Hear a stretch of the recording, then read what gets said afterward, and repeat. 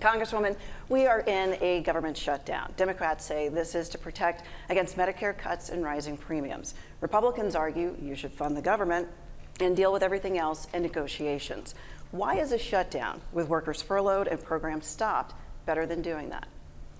So I think we've seen at every level cuts to affordability for working people. So we've seen these tariff cuts, we've seen these healthcare cuts, we've seen hikes on utility costs as we go forward with the One Big Beautiful Bill. And now they've taken away healthcare in the One Big Beautiful Bill for millions of people, and they now want to cut healthcare support for people who still have it with the markets, the Affordable Care Act markets.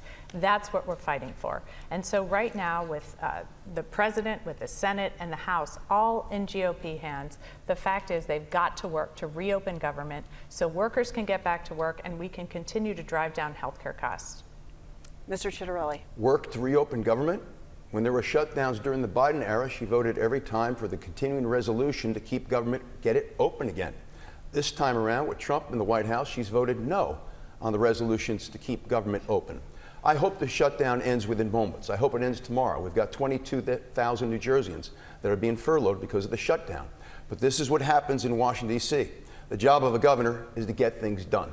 I have relationships with people in the legislature. We'll be able to work together to get things done. I've heard a number of times already tonight that President Trump seems to be responsible for everything that's wrong in New Jersey. I don't know what he has to do with our property taxes. I don't know what he has to do with our electricity rates, the failure of our public school system, the failure of our public safety across New Jersey with handcuffing our police, the failure of overdeveloping our suburbs. He doesn't have anything to do with all those things. So as I often like to say on the campaign trail, if you get a flat tire tomorrow, get ready. She's going to blame it on President Trump. I know he likes to excuse President Trump from everything because that's who he works for, basically. But here are the facts. 1 in 3 children are on Medicaid. There's going to be about a $5 billion hole in the budget because of Trump's cuts to Medicaid. He's cut off funding for some of our innovative power as we're facing utility crisis. It's going to drive up costs for families by hundreds of dollars.